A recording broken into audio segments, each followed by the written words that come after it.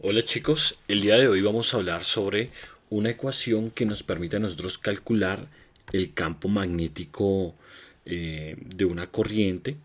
Entonces, básicamente esa ecuación se llama la ecuación de Biot-Savart. Entonces tenemos básicamente estas ecuaciones. Esta ecuación es esta misma de acá, la diferencia es que acá está como R vector, miren que acá está como R vector pero unitario. Por eso en la parte de abajo aparece como R cubo y acá como R cuadrado. En el fondo son la misma ecuación. Recordemos que para pasar de acá a acá, pues R vector es igual a R por R unitario. Entonces al reemplazarlo nos va a dar esta ecuación de acá. ¿Listos? Entonces son dos formas diferentes de escribir en el fondo la misma ecuación. O sea, son fórmulas equivalentes. Y bueno, vamos a mirar qué es cada uno de esos términos. Entonces, a mí particularmente, pues con cualquiera de las dos, el resultado tiene que ser exactamente el mismo. Entonces, a mí particularmente me gusta trabajar mucho es con la primera, con esta de acá. ¿Listos?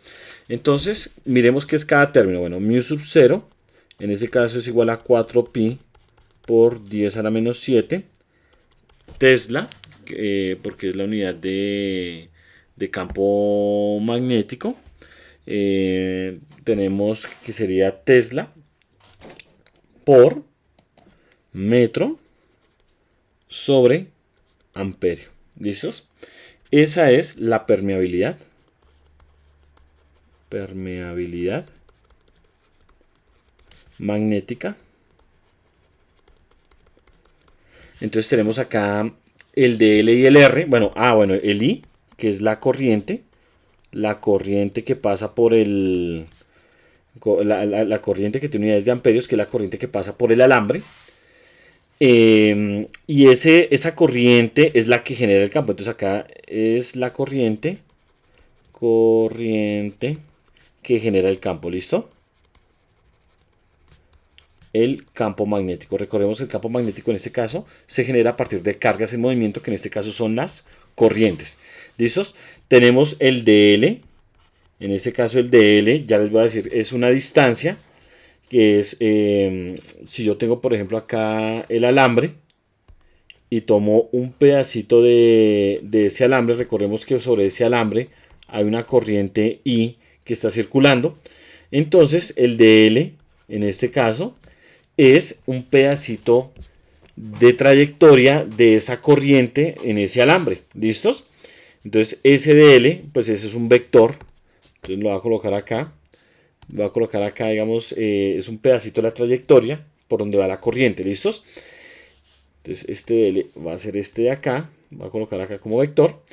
Y nosotros tenemos ahora el R. Entonces si queremos calcular el campo magnético en un punto P, el R vector es un vector que va de ese dl al punto P.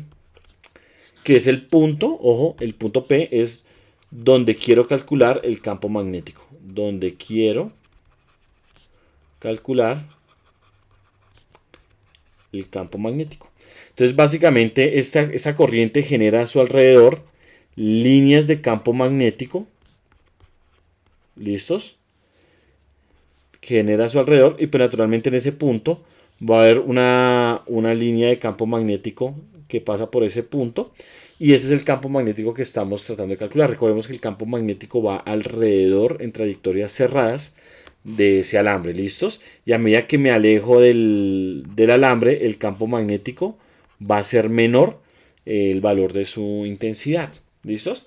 Entonces espero que sea claro esta primera parte, que es la ley de Biot-Savart. Ahora vamos a ver un ejemplo de cómo calcular el campo magnético para un alambre. Bueno, nos vemos en el siguiente video.